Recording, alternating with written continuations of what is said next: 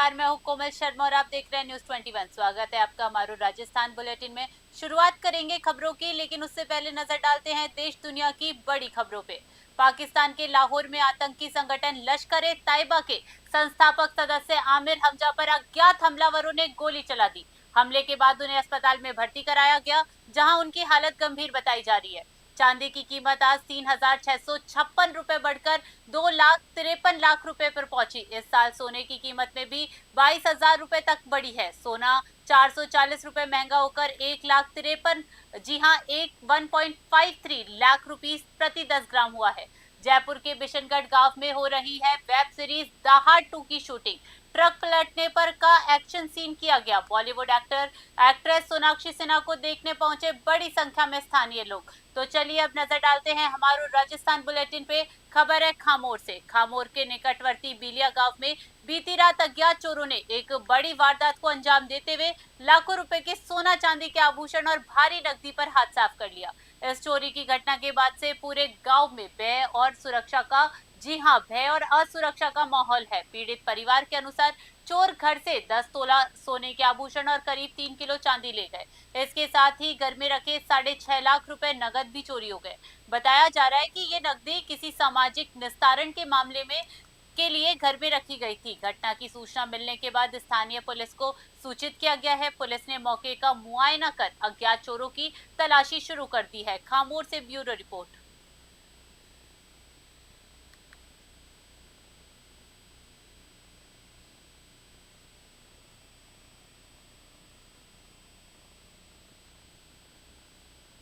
खबर नागौर से। आपको बता दें, राजस्थान पुलिस स्थापना दिवस के अवसर पर आज नागौर पुलिस लाइन में भव्य और गरिमामय समारोह का आयोजन किया गया। इस दौरान जहां पुलिस के जवानों ने अनुशासन और वीरता का प्रदर्शन किया, वहीं रक्तदान कर मानव सेवा की मिसाल भी पेश की। पुलिस लाइन में आयोजित भव्य सेरेमोनियल परेड के दौरान जवानों ने राजस्थान पुलिस की गौरवशाली परंपराओं का शानदार प्रदर्शन किया।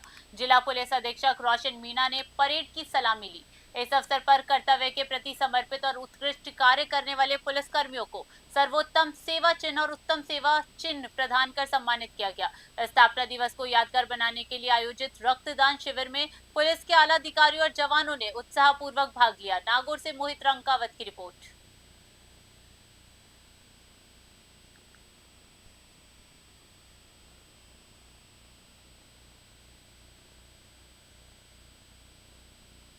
श्रीकरणपुर कस्बे के सरकारी अस्पताल से महाराजा अग्रसेन पार्क होते हुए गुरुसर रोड शनिदेव मंदिर मोड़ तक चल रहा सड़क निर्माण कार्य विवादों के घेरे में आ गया। सड़क की साइडों से निकली हजारों सरकारी ईंटों के रख रखाव को लेकर ठेकेदार की बड़ी लापरवाही सामने आई है। न्यूज 21 द्वारा जब मौके पर जाकर पड़ताल की गई तो चौंकाने वाली जानकारी सामने आई। घटना के किनारे से निकाली गई हजारों पुरानी ईंटों को व्यवस्थित रखने के बजाय मलबे की तरह छोड़ दिया गया है। जब वहां मौजूद मजदूरों से इन ईंटों के बारे में पूछा गया तो उन्होंने गैर जिम्मेदाराना जवाब देते हुए कहा कि जिसको जितनी ईंट चाहिए वो उठाकर ले जा सकता है।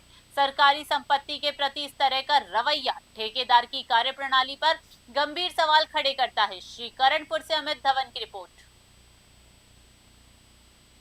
श्री विजयनगर क्षेत्र में गुरुवार को आगजनी की 2 बड़ी घटनाएं सामने आई, जिससे इलाके में हड़कंप मच गया। शॉर्ट सर्किट के कारण हुई इन वारदातों में लाखों रुपए का सामान जलकर राख हो गया। हालांकि गनीमत रही कि किसी भी प्रकार की कोई जनहानि नहीं हुई है। पहली घटना 45 जीबी में हुई, जहां तूड़ी का कमरा जलकर राख हो गया। सूचना मिलते ही फायर ब्रिगेड की टीम मौके पर पहुंची और कड़ी मशक्कत के बाद आग पर काबू पाया। इस दौरान कुछ क्विंटल तूड़ी जल गई, लेकिन दमकल कर्मियों की तत्परता से बड़ा हिस्सा बचा लिया गया है। वहीं दूसरी घटना इलेक्ट्रॉनिक्स गोदाम Guru Nanak TV and gift centre में हुई, जहां शॉर्ट सर्किट से भीषण आग लग गई थी। श्री विजयनगर से जय किशन की रिपोर्ट।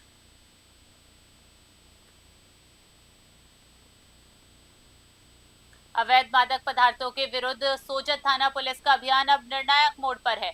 पुलिस ने लगातार दूसरे दिन बड़ी कार्रवाई करते हुए शहर के पावटी के पास क्षेत्र में दबिश देकर अवैध गांजा बरामद किया है। डीएसपी रत्ना राम देवासी के सुपरविजन और थानाधिकारी देवेंद्र सिंह के नेतृत्व में एएसआई कानाराम सिरवी व टीम ने अचानक दबिश दी। तलाशी के दौरान पुलिस ने 53.75 ग्राम अवैध गांजा बरामद किया। गौरतलब है कि इससे एक दिन पूर्व भी पुलिस ने नशे के खिलाफ अभियान चलाते हुए पिता पुत्र को गिरफ्तार किया था। लगातार हो रही इन कार्रवाइयों से क्षेत्र में अवैध मादक पदार्थों के कारोबारियों में हड़कंप मच गया। पाली से ललित तिवारी की रिपोर्ट।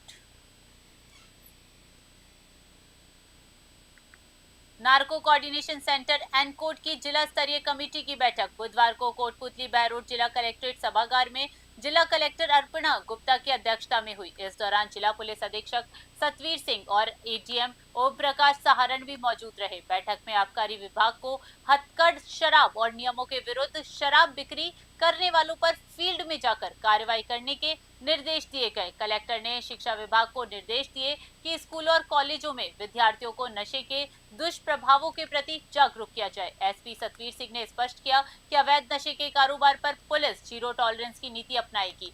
कोटपुतली से अजीत यादव की रिपोर्ट।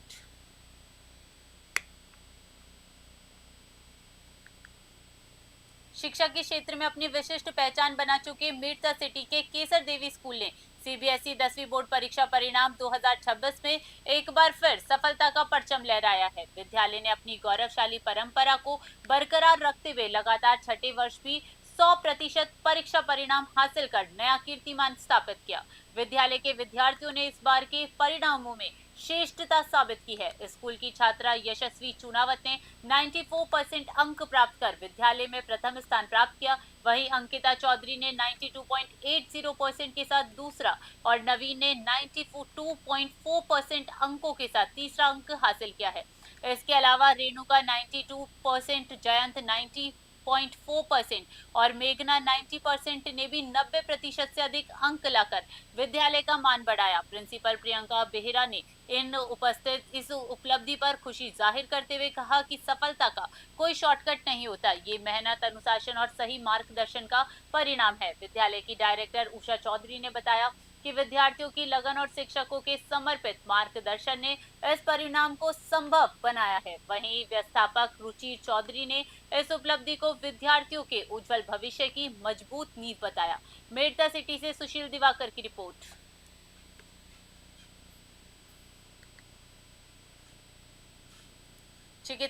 चिकित्सालय को समाज में स्वास्थ्य सेवा का मंदिर माना जाता है, जहां स्वच्छता और सुव्यवस्था पहली प्राथमिकता होनी चाहिए। लेकिन आमेर स्थित राजकीय सैटेलाइट हॉस्पिटल की मौजूदा स्थिति इन दावों की पोल खोलती नजर आती है। यहां व्याप्त अव्यवस्थाओं के कारण मरीजों के स्वस्थ होने के बजाय संक्रमण और चोट लगने का खतरा अधिक बढ़ गया है। अस्पताल के प्रवेश द्वार की स्थिति बेहद चिंताजनक है। मुख्य गेट के ठीक बाहर भवन निर्माण सामग्री, बजरी, पत्थर आदि का बड़ा ढेर लगा हुआ है। इस लापरवाही के कारण अस्पताल आने जाने वाले मरीजों, विशेषकर बुजुर्गों, गर्भवती महिलाओं और बच्चों को भारी परेशानी का सामना करना पड़ता है। फिसलन और उबड़ खाबड़ मलबे के कारण हर समय यहाँ किसी बड़े हादसे का अंदेशा बना रहता है। हैरानी की बात यह है कि इस अस्पताल में आम नागरिकों के साथ साथ स्थानीय जनप्रतिनिधि और प्रबुद्ध जनों को भी नियमित आना जाना लगा रहता है। इसके बावजूद गेट पर फैली इस गंदगी और मलबे पर किसी की नजर नहीं जाती। अस्पताल प्रशासन की ये चुप्पी मरीजों की सुरक्षा के प्रति उनकी उदासीनता को साफ तौर पर उजागर करती है। आमिर से एहसान खान की ग्राउंड रिपोर्ट।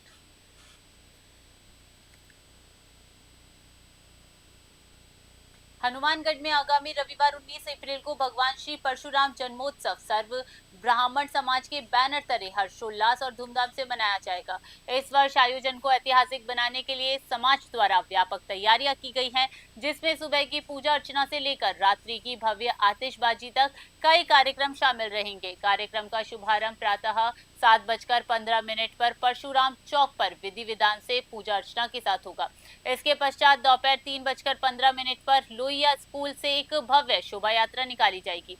ये शोभा यात्रा शहर के मुख्य मार्गों से होते हुए गौड़ धर्मशाला में संपन्न होगी। गौड़ धर्मशाला में शाम 4:15 पर श्री कृष्णा गौ सेवा सुंदरकांड मंडल द्वारा सुंदरकांड का पाठ किया जाएगा। कार्यक्रम का समापन परशुराम चौक पर भव्य आतिशबाजी के साथ किया जाएगा। हनुमानगढ़ से विनोद चौधरी की रिपोर्ट। आज दुर्गा मंदिर धर्मशाला में दुर्गा मंदिर में जो ब्राह्मण समाज की मीटिंग हुई, उसमें समस्त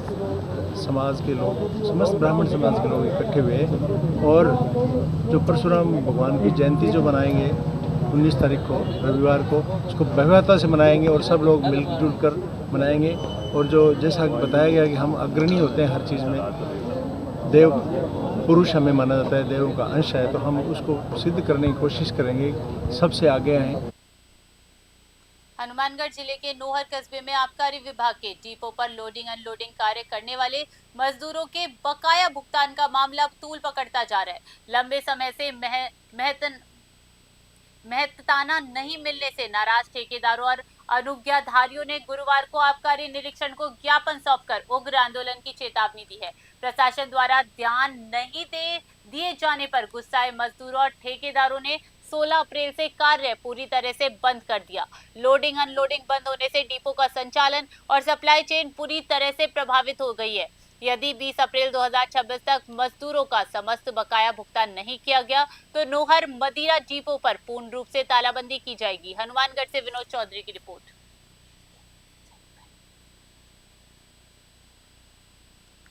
राजस्थान पुलिस के 77वें स्थापना दिवस के अवसर पर आज करौली जिला पुलिस लाइन में भव्य कार्यक्रमों का आयोजन किया गया। पुलिस अधीक्षक एसपी लोकेश सोनवाल के नेतृत्व में आयोजित इस समारोह में पुलिस बल के शौर्य और समर्पण की झलक देखने को मिली है। कार्यक्रम का शुभारंभ प्रातः रिजर्व पुलिस लाइन में शानदार परेड के साथ हुआ। एसपी लोकेश सोनवाल ने परेड की सलामी ली और अनुशासन का प्रदर्शन करने वाले जवानों का उत्साहवर्धन किया। इस दौरान जिले के 60 पुलिस जवानों को उनकी उत्कृष्ट सेवाओं के लिए उत्तम सेवा चिन्ह और प्रशंसा पत्र देकर सम्मानित किया गया। स्थापना दिवस के इस विशेष अवसर पर पुलिस कर्मियों के कल्याण के लिए पुस्तकालय और व्यायाम शाला का उद्घाटन किया गया। एसपी ने कहा कि इन सुविधाओं से जवानों की मानसिक और शारीरिक दक्षता में वृद्धि होगी। इससे पूर्व स्थापना दिवस की पूर्व संध्या पर पुलिस परिवार के लिए सांस्कृतिक कार्यक्रमों और भव्य बड़े खाने का आयोजन भी किया गया। करौली से राधा रमन सासवत की रिपोर्ट।